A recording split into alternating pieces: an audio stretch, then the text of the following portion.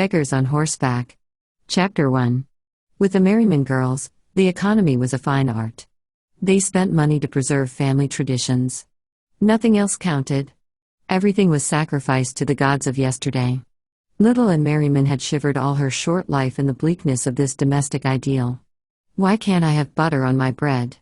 she had demanded in her long-legged schoolgirl days when she had worn her fair hair in a fat braid down her back. The answers had never been satisfying. Well-bred people might, Amy indicated, go without butter. Their income was not elastic, and there were things more important. What things? "Amy, I'm so hungry I could eat a house." It was Anne's expressions about food that shocked Amy and Ethel. "I'd sell my soul for a slice of roast beef." Anne. "Well, I would." I don't see how you can be so ordinary, Anne." Ordinary in the lexicon of Amy and Ethel meant plebeian. No one in the Merriman family had ever been so ordinary as Anne.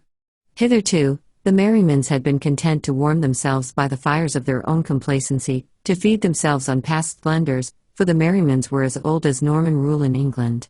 They had come to America with grants from the king, family portraits, family silver, and family diamonds, and now, in this generation of orphan girls, two of them at least were fighting the last battles of family pride. The fortunes of the Merrimans had declined, and Amy and Ethel, with their backs, as it were, to the wall, were making a final stand.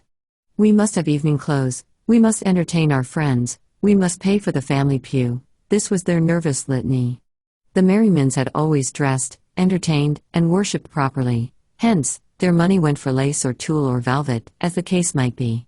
It went, too, for the very elegant and exclusive little dinners to which, on rare occasions, their friends were bidden, and it went for the high place in the synagogue from which they prayed their pharisaical prayers.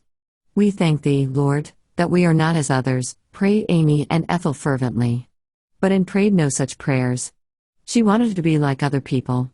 She wanted to eat and drink with the multitude, and she wanted a warm heart and a groaning board. She wanted snugness and coziness and comfort. And she grew up loving these things and hating the pale walls of their old house in Georgetown, the family portraits, the made-over dinner gowns that her sisters wore, and her own made-over party frocks. "Can't I have a new one, Amy?"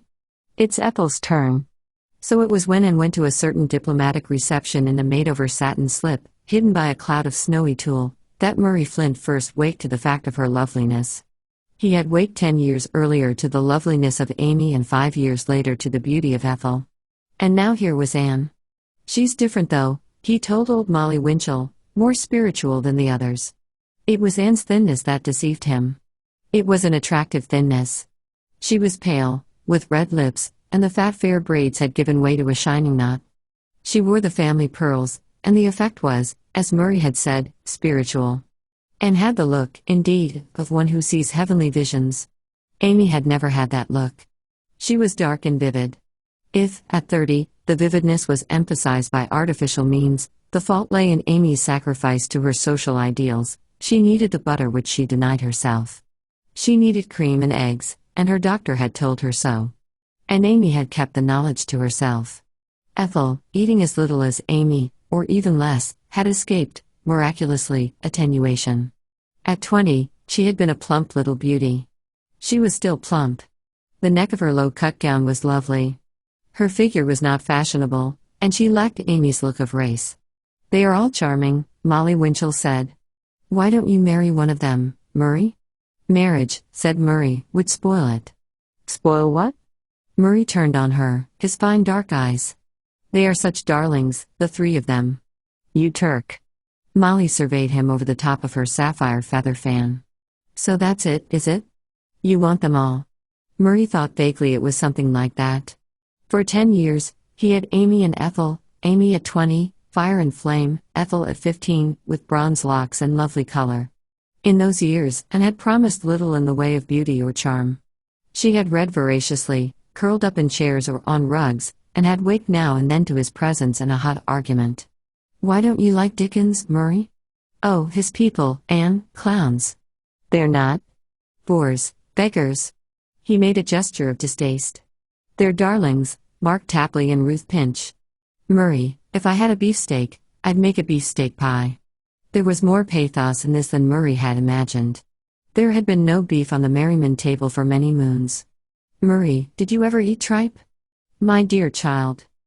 It sounds delicious when Toby Veck has it on a cold morning. And there's the cricket on the hearth and the tea kettle singing. I'd love to hear a kettle sing like that, Murray, wouldn't you? But Murray wouldn't. He had the same kind of mind as Amy and Ethel. He did not like robust and hearty things or robust and hearty people. He wore a corset to keep his hips small and stood up at teas and receptions with an almost military carriage. Of course, he had to sit down at dinners, but he sat very straight. He, too, had family portraits and family silver, and he lived scrupulously up to them. His fortunes, unlike the Merrimans, had not declined. He had enough money to spare. He could have made Amy or Ethel very comfortable if he had married either of them. But he had not wanted to marry. There had been a time when he had liked to think of Amy as presiding over his table. She would have fitted in perfectly with the old portraits and old silver and the family diamonds. Then Ethel had come along. She had not fitted in with the diamonds and portraits and silver, but she had stirred his pulses. Anywhere else but in Georgetown, old Molly Winchell was saying, those girls would have been snapped up long ago. It's a poor matrimonial market. Murray was complacently aware that he was geographically the only eligible man on the Merriman horizon. Unless Amy and Ethel could marry with distinction, they would not marry at all. It was not a lack of attraction that kept them single but a lack of suitors in their own set. And now here was Anne, with Ethel's loveliness and Amy's look of race. There was also that look of angelic detachment from the things of earth. So Murray's eyes rested on Anne with great content as she came and sat beside Molly Winchell. Other eyes rested on her, Amy's with quick jealousy. So now it's Anne, she said to herself as she perceived Murray's preoccupation. 5 years ago, she had said, now it's Ethel, as she had seen him turn to the fresher beauty. Before that, she had dreamed of being loving and beloved. It had been hard to shut her eyes to that vision. Yet, better in than an outsider. Amy had a fierce sense of proprietorship in Murray. If she gave him to Ethel, to Anne, he would be still, in a sense, hers. With Anne or Ethel, she would share his future and partake of his present. A third pair of eyes surveyed Anne with interest as she sat by Molly. Corking kid, said the owner of the eyes to himself. His name was Maxwell Sears. He was not in the least like Murray Flint. He was from the Middle West, he was red-blooded, and he cared nothing for the past. He held it as a rather negligible honor that he had a declaration-signing ancestor. The important things to Maxwell were that he was representing his district in Congress, that he was still young enough to carry his college ideals into politics, and that he had just invested a small portion of the fortune that his father had left him in a model stock farm in Illinois. For the rest, he was big, broad-shouldered, and clean-minded. Now and then, he looked up at the stars, and what he saw there swayed him to level with the men around him. Because of the stars, he called no man a fool, except for the fact that he deemed himself wiser than the rest. Because he believed in the people, they believed in him. It was that which had elected him. It was that which would elect him again. Corking kid, said Maxwell Sears, with his smiling eyes on Anne. Chapter 2. In the course of the evening, Maxwell managed an introduction. He found Anne quaint and charming. That she was reading Dickens amused him. He thought that no one read Dickens in those days. How did it happen? She said that she had discovered him for herself, many years ago. How many years? Well, to be explicit, 10. She had been 11 when she had found a new world in the fat little books. They had a lot of old books. She loved them all.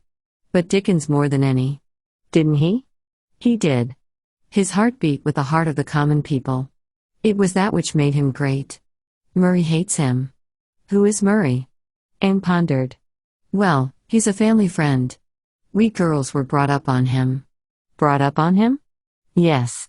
Anything Murray likes, we are expected to like. If he doesn't like things, we don't. Oh. He's over there by Mrs. Winchell. Maxwell looked and knew the type. But you don't agree about Dickens? No. And Amy says that Murray's wiser than I, but I'm not sure. Amy thinks that all men are wiser than women. Maxwell chuckled. Anne was refreshing. She was far from modern in her modes of thought. She was, he hunted for the word and found it, mid-Victorian in her attitude of mind. He wondered what Winifred Reed would think of her. Winifred lived in Chicago. She was athletic and intellectual. She wrote tabloid dramas, drove her own car, dressed smartly, and took a great interest in Maxwell's career. She wrote to him once a week, and he always answered her letters. Now and then, she failed to write, and he missed her letters and told her so. It was altogether a pleasant friendship. She hated the idea of Maxwell's farm. She thought it a backward step. Are you going to spend the precious years ahead of you in the company of cows? There'll be pigs, too, Winifred, and chickens. And, of course, my horses. You belong in a world of men. It's the secret of your success that men like you. My cows like me, and there's great comfort after the stress of a stormy session in the reposefulness of a pig. I wish you'd be serious. I am serious. Perhaps it's a throwback, Winifred. There is farmer blood in my veins. It was something deeper than that. It was his virile joy in fundamentals. He loved his golden-eared Guernseys and his black Berkshires and his white Wyandottes, not because of their choiceness but because they were cows and pigs and chickens, and he kept a pair of pussy cats, half a dozen dogs and as many horses because man primitively had made friends of the dumb brutes upon whom the ease and safety of his life depended. There was, rather strangely, something about him that fitted in with this atavistic idea. She was, more than Winifred, a Hearthstone woman. A man might carry her over his threshold and find her when he came home o' nights. It was hard to visualize Winifred as waiting, watching, or welcoming. She was always going somewhere with an air of having important things to do and coming back with an air of having done them. Maxwell felt that these important things were not connected in any way with domestic matters. One did not, indeed, expect the domesticity of Winifred. Thus, Anne, drawing upon him by mysterious forces, drew him also by her beauty and a certain wistfulness in her eyes. He had once had a dog, Amber Witch, whose eyes had always held a wistful question. He had tried to answer it. She had grown old on his hearth, yet always to the end of her eyes had asked. He hoped now that in some celestial hunting ground, she had found an answer to that subtle need. He told Anne about Amber Witch. I have one of her puppies on my farm. She was very interested. I've never had a dog or a cat. He had, he said, a big pair of tabbies who slept in the hay and came up to the dairy when the milk was strained. There were 2 blue porcelain dishes for their sacred use. There was, he said, milk and to spare. He grew eloquent as he told of the number of quarts daily. He bragged of his butter. His cheeses had won prizes at county fairs. As for chickens, they had fresh eggs and broilers without end. He had his own hives, too, white clover honey. And his housekeeper made hot biscuits. In a month or 2, there'd be asparagus and strawberries. Say. Yes, he was eloquent. Anne was hungry. There had been a meager dinner that evening. The other girls did not seem to care. But Anne had cared. I'm starved, she had said as she surveyed the table. Let's pawn the spoons and have one square meal. Anne.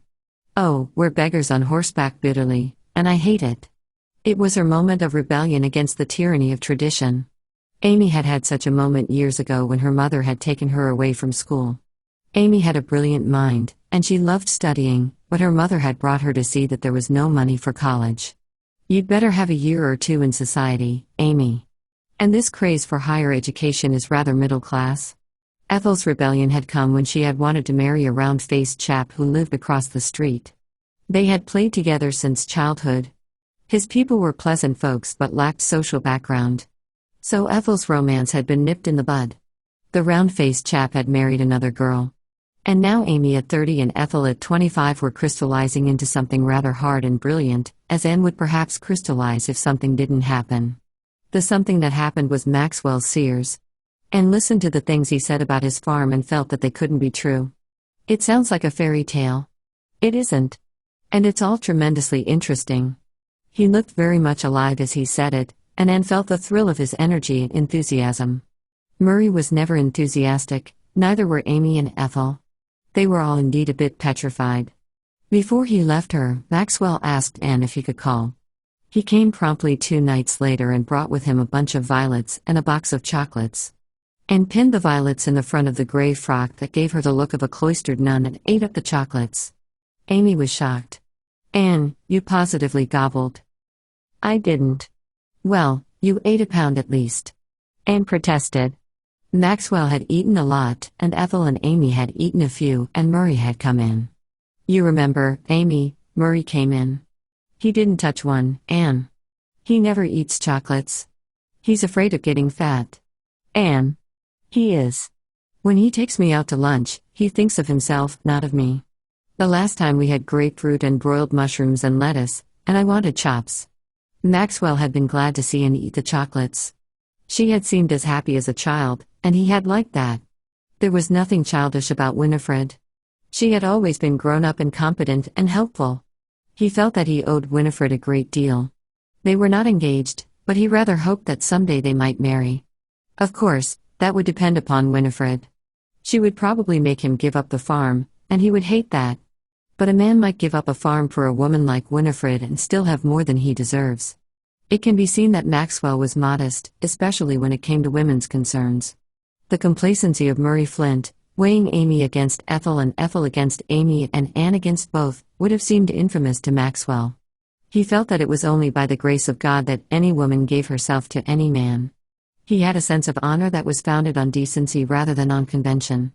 He also had a sense of high romance, which belonged more fittingly to the 15th than to the 20th century. He was not, however, aware of it.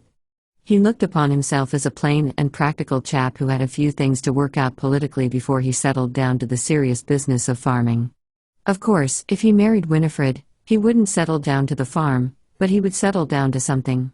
In the meantime, here was Anne, reading Dickens, eating chocolates, and leaning over the rail of the house gallery to listen to his speeches. It was rather wonderful to have her there. She wore a gray cape with a chinchilla collar made out of Amy's old muff. A straight sailor hat of rough straw came well down over her forehead and showed fluffs of shining hair at the sides. Her little gray-gloved hands clasped the violets he had given her. Above the violets, her eyes were a deeper blue. She always came alone. Amy doesn't know, she had told him frankly, she wouldn't let me come if she did. Why not? I am supposed to be chaperoned. My dear child, I told you to bring either or both of your sisters. I don't want them. They would spoil it. How? She tried to explain. He and she could see things in the old capital that Amy and Ethel couldn't. He laughed but knew it was true. Anne's imagination met his in a rather remarkable fashion. When they walked through Statuary Hall, they saw not Fulton and Père Marquette and Carroll of Carrollton, they saw, rather, 1,000 ships issuing forth on the steam of a tea-kettle, they saw civilization following a black-frocked prophet, they saw aristocracy raising its voice in the interest of democracy. As for the mysterious whispering echo, they repudiated all talk of acoustics. It was, for them, an eerie thing, like the laughter of elves or the shriek of a banshee. Don't say everyday things to me, and had instructed Maxwell when he had first placed her behind a mottled marble pillar before leaving for the spot where he could speak to her by this unique wireless. There came to her, therefore, a part of a famous speech, the murmured words flung back by that strange-sounding board rang like a bell. Give me liberty or give me death. She emerged from her corner, starry-eyed. It was as if I heard him say it. Perhaps it was he, and I was only a mouthpiece. I should think they'd like to come back. Will you come? He laughed. Who knows? I'll come if you are here. To have brought a third into these adventures would have robbed them of charm. Knowing this, he argued that the child was safe with him. Why worry? They always lunched together before he took her up to the members' gallery and went himself to the floor of the house. He let her order what she pleased and liked. The definite way in which she did it was that they usually had chops and peas, steak, and ice cream at the end. Chapter 3. Then, suddenly, things stopped. The reason that they stopped was Murray. He saw Anne one day in the house gallery and asked Amy about it. How did she happen to be up there alone? Amy asked Anne. Anne told the truth. I've had lunch 3 times with Mr. Sears, and I've listened to his speeches. It's something about the League of Nations. He believes in it but thinks we've got to be careful about tying ourselves up. Amy did not care in the least what Maxwell Sears believed. The thing that worried her was Murray. She wanted him to approve of Anne. If Amy had thought in a less limited circle, she might have worked the thing out that if Maxwell married Anne, it would narrow Murray's choice down to herself and Ethel. But there was always that vague fear of some outside siren who would capture Murray. If he had Anne, he would then be safely in the family. She realized, in the days following the revelation of the clandestine meetings with Maxwell, that Murray depended upon her to see that Anne's affections did not stray into forbidden paths. He said as much one afternoon when he found Amy alone in an atmosphere of old portraits, old books, and old bronzes. She sat in a Jacobean chair and poured tea for him. The massive lines of the chair made her proportions seem wraith-like. Her white face, with its fixed spots of red, was a highlight among the shadows. "Where's Anne?" "She and Ethel have gone to the matinee with Molly Winchell." "Why didn't you go?" "Molly never takes but two of us, and, of course, this is Anne's first winter out. I have to step back and let her have her chance." He chose to be gallant. "You are always lovely, Amy." His compliment felt cold. Amy felt old and tired. She had a pain in her side. It had been getting very bad of late, and she coughed at night. She had been to her doctor, and again, he had emphasized the need for a change of climate and of nourishing food. Amy had come away unconvinced. She would have a chance in July when she and her sisters would go to the Eastern Shore for their annual visit to their Aunt Elizabeth. As for different food, she ate enough. All the doctors in the world couldn't make her spend any more money on the table. Murray stood up very straight by the mantelpiece, under the portrait of one of the Merriman great-grandfathers in a bagwig, and talked of Anne. "I believe I am falling in love with her, Amy." Amy's heart said, "It has come at last." Her brain said, "He has discovered it because of Maxwell Sears." Her lips said, "I don't wonder. She's a dear child, Murray. She's beautiful." Murray swayed up a little on his toes. It made him seem thinner and taller. He could see himself reflected in the long mirror on the opposite wall. He liked the reflection of the thin, tall man. "She's beautiful, Amy. I'm going to ask her to marry me. I can't have some other fellow running off with her. She belongs to Georgetown." He seemed to think that settled it. The pain in Amy's side was sharper. She felt that she couldn't quite stand seeing Murray happy with Anne. She's such a child." Her voice shook. "Well," said Murray, glancing at the tall, thin man in the mirror, "of course she is young. But Maxwell Sears is coming here a lot. Is he in love with her? I'm not sure. She amuses him. She isn't in love with him or with anybody. Not even with me?" Murray laughed a little. "But we can remedy that, can't we, Amy? But you might hint at what I'm expecting of her. I don't want to startle her." He came and sat down beside her. "You are always a great deal about doing things for me." The pain stabbed her like a knife. "I'll do my best." She had a nervous feeling that she must keep Murray from talking to her like that. She rang for hot water, and their one maid, Charlotte, brought it in a Sheffield jug. Then Ethel and Anne and Molly Winchell arrived, and once more Murray stood up, tall and self-conscious as he stole side glances at himself in the mirror. Maxwell Sears had brought the three women home. He had a fashion of following up Anne's engagements and putting his car at her disposal. When Amy had vetoed any more adventures at the capital, he had conceded good-naturedly that she was right. After that, he had always included Amy or Ethel in his invitations.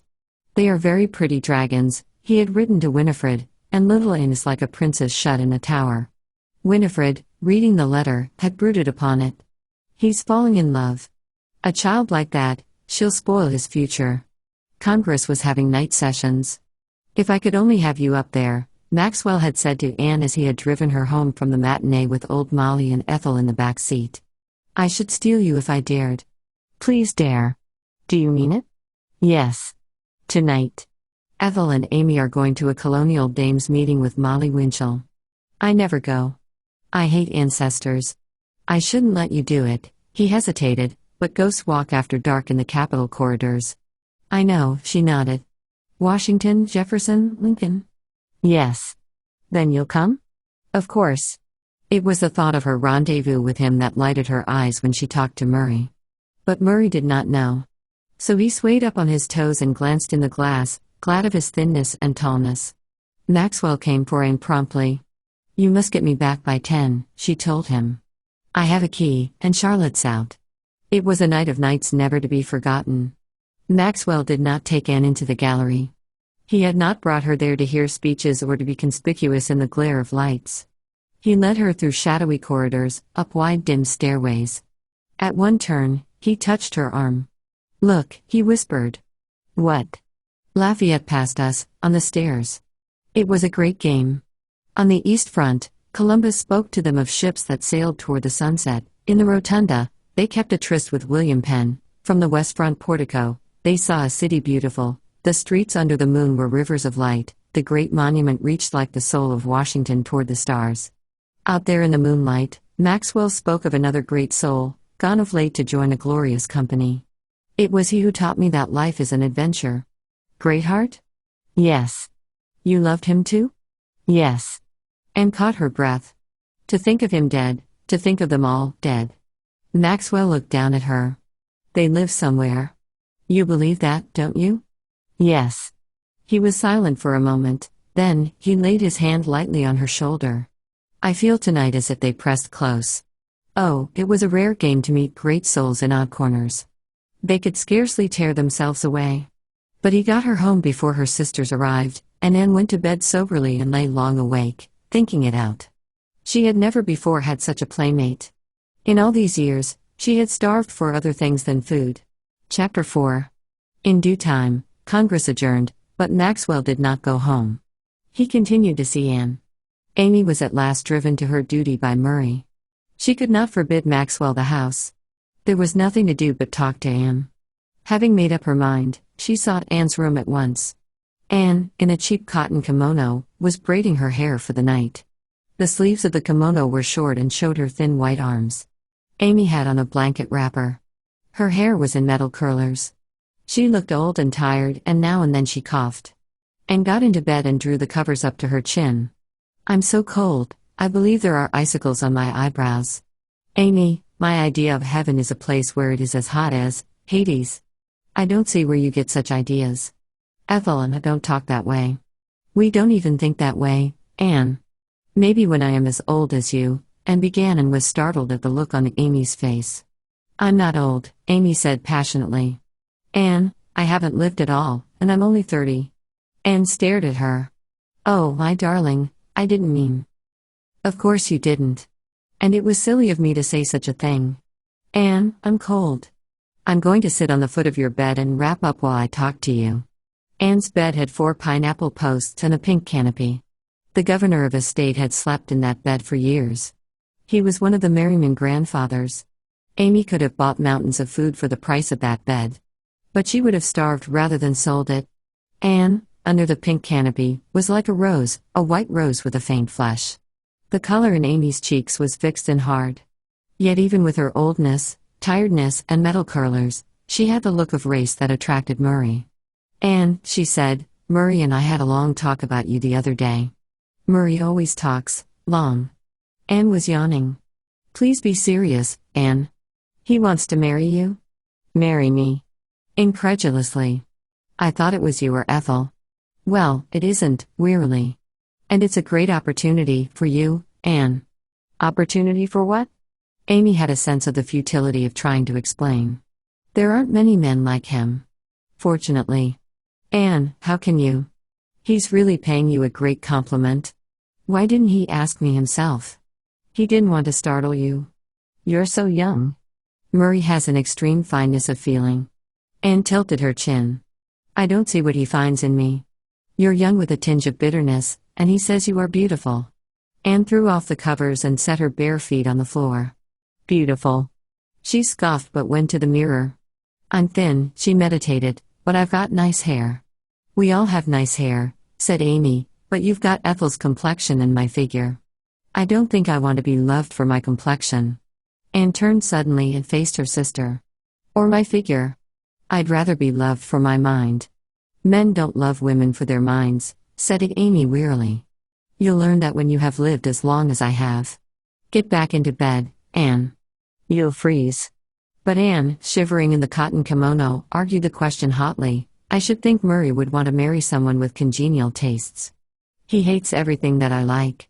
He'll make an excellent husband. You ought to be happy to know that he cares. She began to cough, a racking cough that left her exhausted. Anne, bending over her, said, Why, Amy, are you sick? I'm rather wretched, Anne. Are you taking anything for your cough? Yes. You ought to have a doctor. I have had one. What did he say? Amy put her off. I'll feel better in the morning, Anne. Don't worry. Again, the cough tore her. Anne flew to Ethel. See what you can do for her. There is blood on her handkerchief. I am going to call a doctor. The doctor arrived and checked the cough. Later, He told Anne that Amy must have a change and strengthen food. At once. She's in a very serious state. I've told her, but she won't listen. In the days that followed, Anne arraigned herself hotly. I've been a selfish pig, eating up everything, and Amy needed it. In this state of mind, she fasted and was famished. Maxwell, noting her paleness, demanded, "What's the matter? Aren't you well?" She wanted to cry out, "I'm hungry." But she, too, had her pride. "Amy's ill." He got it out of her finally. "The doctor is very worried about her. He says she needs a change. You need it too." She needed food, but she couldn't tell him that. The state of their exchequer was alarming. It had been revealed to her since Amy's illness that there was really nothing coming in until the next quarter. "Why didn't you let Charlotte go, Ethel? We've always had a maid. What would people think? And because of what people think, Amy is to starve? Anne, how can you?" "Well, it comes to that. She needs things, and we don't need Charlotte." But when they spoke to Amy about sending Charlotte away, she was feverishly excited.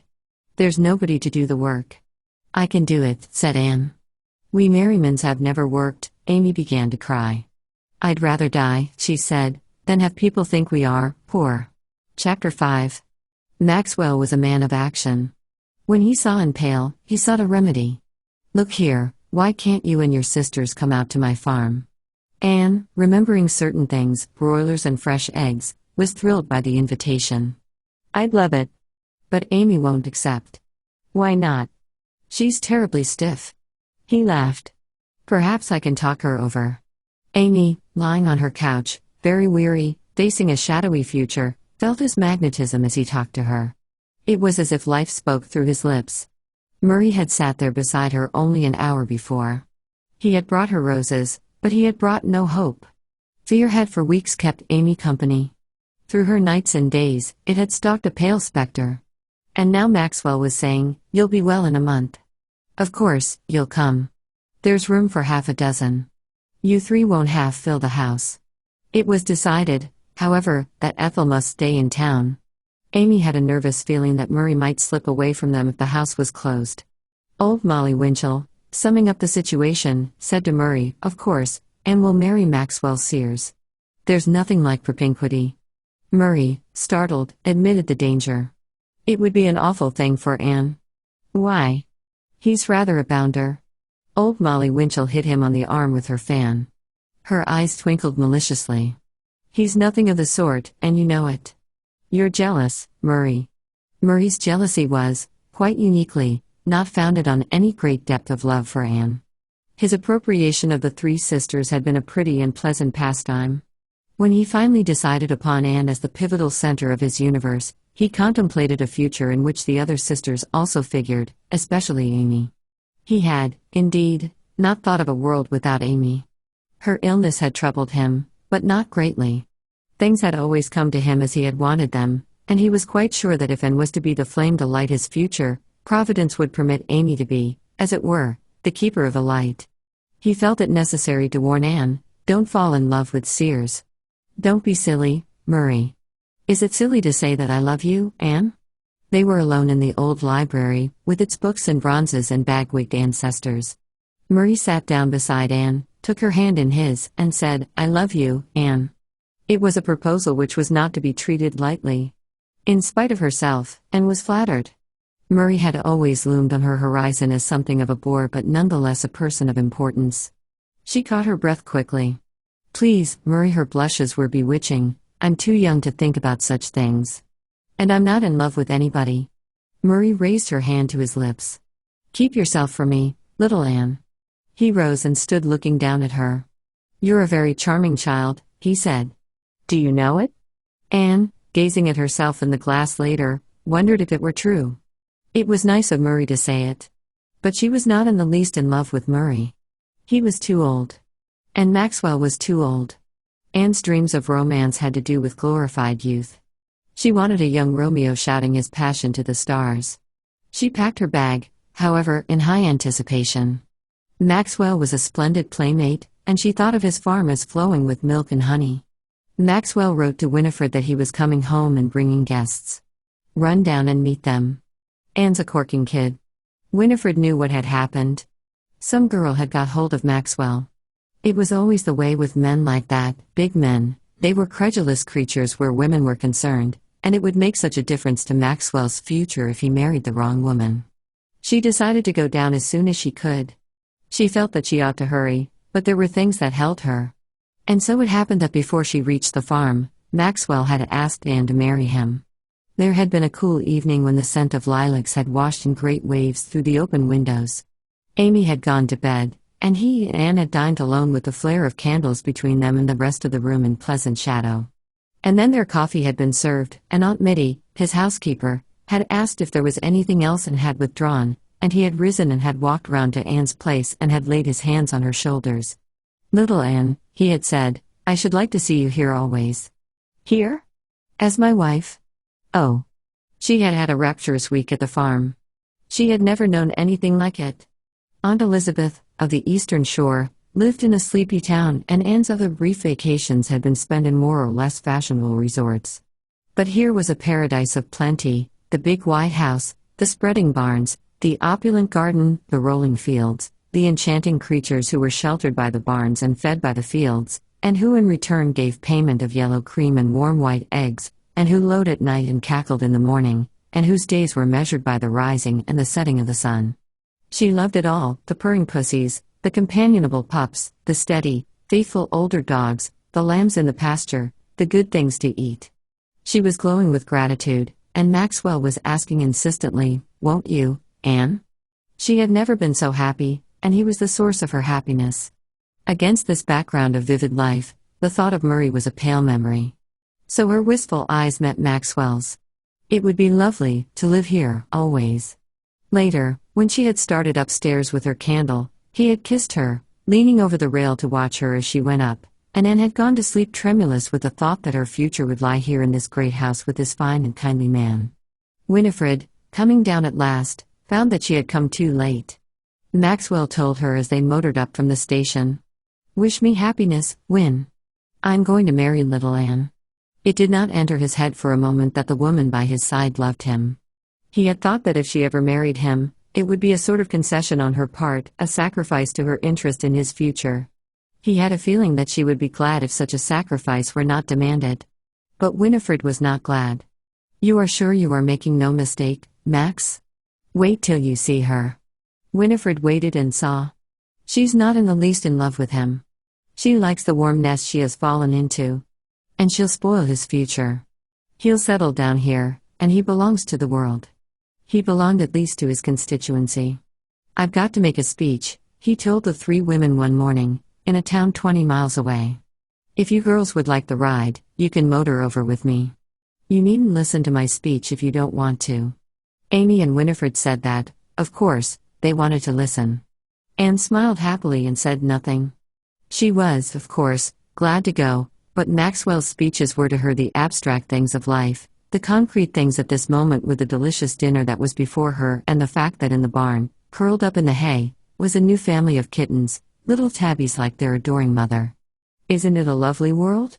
she had said to her lover as she had sat in the loft with the cuddly cats in her lap. Yes.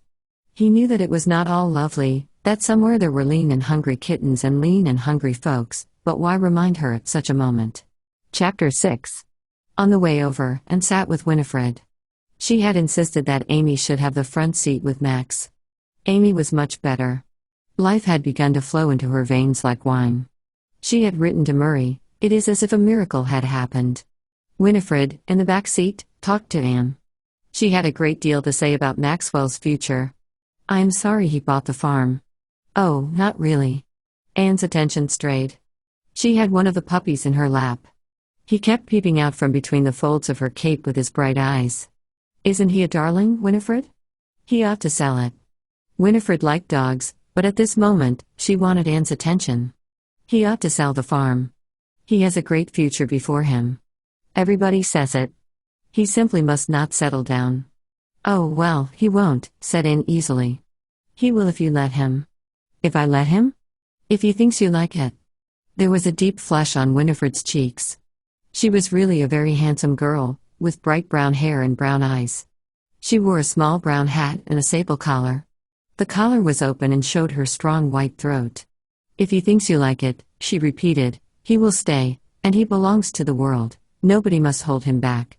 He's the biggest man at his party today. There is no limit to his powers. Anne stared at her. Of course, there isn't. She wondered why Winifred seemed so terribly in earnest about it. She pulled the puppy's ears. But I should hate to have him sell the farm. Winifred settled back with a sharp sigh and gazed at the long gray road ahead of her. She gazed indeed into a rather blank future. Her talents would be, she felt, to some extent wasted. If Max rose to greater heights of fame, it would have been because of his own unaided efforts. This child would be no help to him. The speech Max made to his constituents was not cool and clear-cut like the speeches that Anne had heard him make to his colleagues in the House. He spoke now with warmth and persuasiveness. Anne, sitting in the big car on the edge of the crowd, found herself listening intently. She was aware, as he went on, knew Max. The mass of men who had gathered were largely foreigners who knew little of the real meanings of democracy. Max was telling them what it meant to be a good American. He told it simply, but he was in dead earnest. Anne felt that this earnestness was the secret of his power. He wanted men to be good Americans, he wanted them to know the privileges they might enjoy in a free country, and he was telling them how to keep it free of violence and mob rule by remembering their obligations as citizens. He told them that they must always be on the side of law and order, that they must fight injustice not with the bomb and the red flag but with their votes. Vote for the man you trust and not for the man who inflames your passions. Your vote is a sacred thing. When you sell it, you dishonor yourself.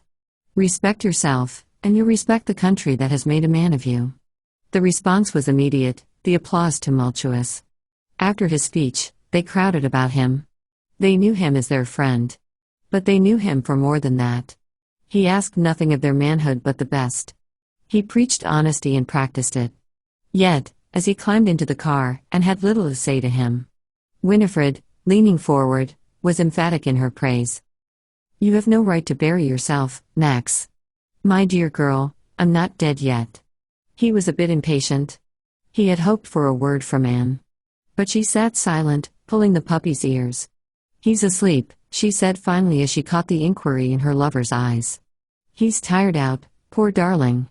She seemed indifferent, but she was not. She had been much stirred. She had a strange feeling that something had happened to her while she was listening to Maxwell's speech. Some strings had broken, and her romance was out of tune. She lay awake for a long time that night, thinking it over. She grew hot with the thought of the limitations of her previous conception of her lover. She had considered him a sort of background for the pleasant things he could do for her. She had fitted him to the measure of the boxes of candy that he had brought her, the luncheons in the house restaurant, and the bountiful hospitality of the farm. How lightly she had looked down on him as he had stood below her on the stairs with her candle in his hand. How casually she had accepted his kiss. She had a sudden feeling that she must not let him kiss her again. Early in the morning, she went into Amy's room. Amy, she said, how soon do you think we can go to Aunt Elizabeth's? Aunt Elizabeth's? Why, Anne? I want to leave here. To leave here? Amy sat up. Even in the bright light of the morning, her face looked young. Good food and fresh air had done much for her. It had been quite heavenly, too, to let care slip away, to have no thought of what she should eat, what she should drink, or what she should wear. To leave here? I thought you loved it, Anne. I've got to get away. I'm not going to marry Maxwell, Amy. Anne. What made you change your mind? I can't tell you. Please don't ask me. But I wish you would write to Aunt Elizabeth. I had a letter from her yesterday. She says we can come at any time. But, have you told Max? Not yet. Has he done anything? No. It's just that I can't marry him. Don't ask me, Amy. She broke down in a storm of tears. Amy, soothing her, wondered if, after all, Anne cared for Murray Flint. It was, she felt, the only solution possible. Surely, a girl would not throw away a chance to marry a man like Maxwell Sears for nothing. For Amy had learned in the days that she had spent at the farm that Maxwell Sears was a man to reckon with. She was very grateful for what he had done for her, and she had been glad of Anne's engagement. Murray would perhaps be disappointed, but there would still be herself and Ethel. It was not easy to explain things to Maxwell. Why are you going now? He demanded and was impatient when they told him that Aunt Elizabeth expected them. I don't understand it at all. It upsets all of my plans for you, Anne. That night, when he brought Anne's candle, she was not on the stairs. Winifred and Amy had gone up. Anne. Anne. He called softly. She came to the top rail and leaned over. I'm going to bed in the dark. There's a wonderful moon. Come down, for a minute. No. Then I'll come up, masterfully. He mounted the stairs 2 at a time, but when he reached the landing, the door was shut. In the morning, he asked her about it. Why, dearest? Max dear, I can't marry you. Nonsense. His voice was sharp. He laid his hands heavily on her shoulders. Why not? Look at me, Anne. Why not? I'm not going to marry anybody. That was all he could get out of her. He pleaded, raged, and grew at last white and still with anger. You might at least tell me your reasons. She said that she would write. Perhaps she could say it better on paper. And she was very, very sorry, but she couldn't. Winifred knew that something was up but made no comment. Amy, carrying out their program of departure, had a sense of regret. After all, it had been a lovely life, and there were worse things than being a sister to Maxwell Sears. Her voice broke a little as she tried to thank him on their last morning. He wrung her hand. Say a good word for me with Anne. I don't know what the matter is with her. Neither did Amy. And if she was Maxwell's advocate, how could she be Murray's? She flushed a little. Anne such a child. He remembered how he had called her a corking kid. She was more than that to him now. She stood in the doorway in her gray sailor hat and gray cape. Anne, he said, you must have a last bunch of pansies from the garden. Come out and help me pick them. In the garden, he asked, are you going to kiss me goodbye? No, Max. Please. Then it's God bless you, dearest. He forgot the pansies, and they went back to where the car was waiting. Chapter 7. Anne's letter, written from the eastern shore, was a long and childish screed. We have always been beggars on horseback, she said. Of course, you couldn't know that, Max. We have gone without bread so that we could be grand and elegant.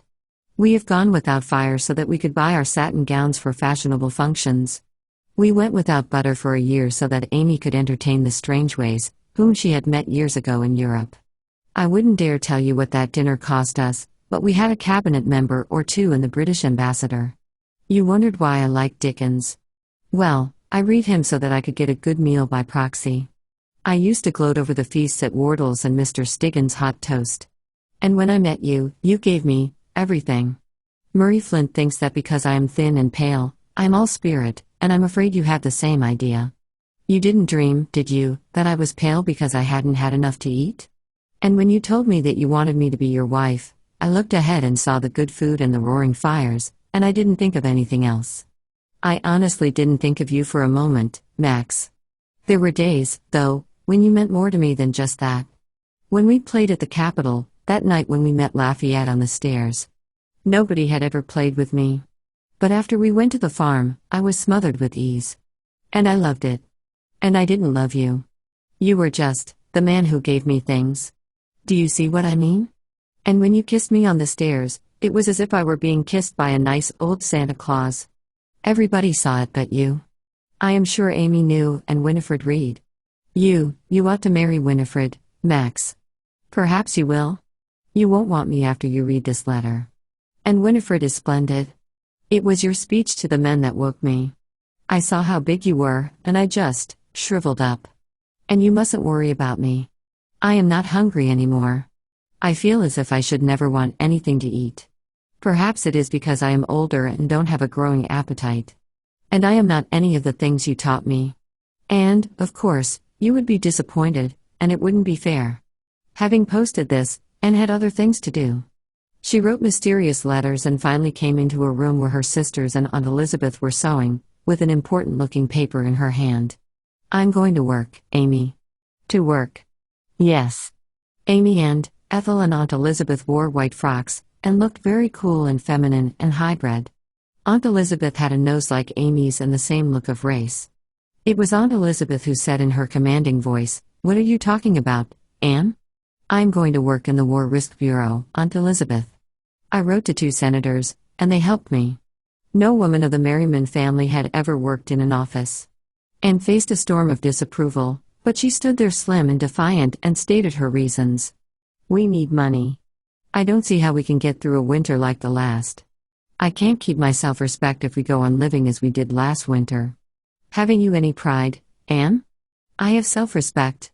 She left the room a conqueror. After she had gone, the three women talked about her. They did not say it openly, but they felt that there was really an ordinary streak in Anne. Otherwise, she would not have wanted to work in an office. There was, however, nothing to be done. Anne was 21. She was to get $100 a month. In spite of herself, Amy felt a throb in her heart as she thought of what that $100 would mean to them.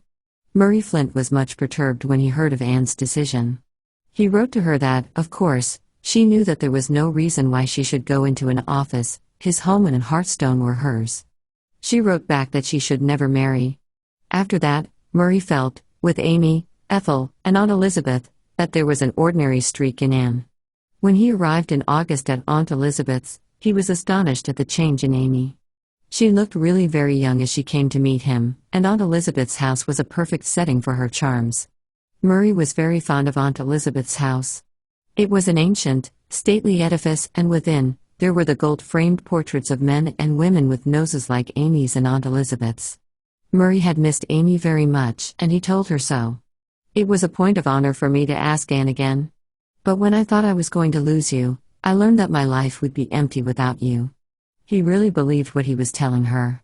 If Amy did not believe it, she made no sign. She was getting much more than she expected, and she accepted him graciously and elegantly as she became a daughter of the Merrimans. It was when he told Anne of his engagement to Amy that Murray again offered her a home. "There will always be a place for Amy's sisters, Anne. You are very good, Murray, but I can't." She had said the same thing to Maxwell, who had come hot-footed to tell her that her letter had made no difference in his feeling for her. "How could you think it, Anne? My darling, you are making a mountain of a molehill." She had been tremulous but firm. "I've got to have my self-respect, Max." Because he understood men, he understood her. And when he had left her, he had said to himself with a long-drawn breath, "She's a corking kid." And this time, there had been no laughter in his eyes. All that winter, and worked, a little striving creature, with her head held high. Maxwell was in town, for Congress had convened. But he had not come to see her. Now and then, when there was a night session, she went up to the house and sat far back in the gallery, where, unperceived, she could listen to her lover's voice. Then she would steal away, a little ghost, down the shadowy stairway, but there were no games now with Lafayette. Amy and Murray were to be married in June. They had enjoyed a dignified and leisurely engagement, and Amy had bloomed in the sunshine of Murray's approbation. Anne's salary had helped a great deal in getting the trousseau together. Most of the salary, indeed, had been spent on that. The table was, as usual, meager, but Anne had not seemed to care. She was therefore rather white and thin when, on the day that Congress adjourned, Maxwell came out to Georgetown to see her. It had been a long session, and it was spring. There were white lilacs in a great blue jar in the Merriman library, and through the long window, a glimpse of a thin little moon in a faint green sky. As he looked at Anne, Maxwell felt a lump in his throat. She had given him her hand and had smiled at him. "How are the kittens?" she had asked in an effort to be gay. He did not answer her question. He went, rather, directly to the point. "Anne, why wouldn't you kiss me on that last night?" She flushed to the roots of her hair. It was because I loved you, Max." "I thought so. But you had to prove it to yourself?" "Yes. Anne, that's why I've let you alone all winter, so that you might prove it. But, I can't go on. It has been an awful winter for me, Anne." It had been an awful winter for her. But she had come out of it knowing herself. And even when at last his arms were about her, and he was telling her that he would never let her go, she had a plea to make. "Don't let me live too softly, Max. Life isn't a featherbed, you belong to the world. I must go with you toward the big things. But now and then, we'll run back to the farm. What do I care where we run, so that we run together?"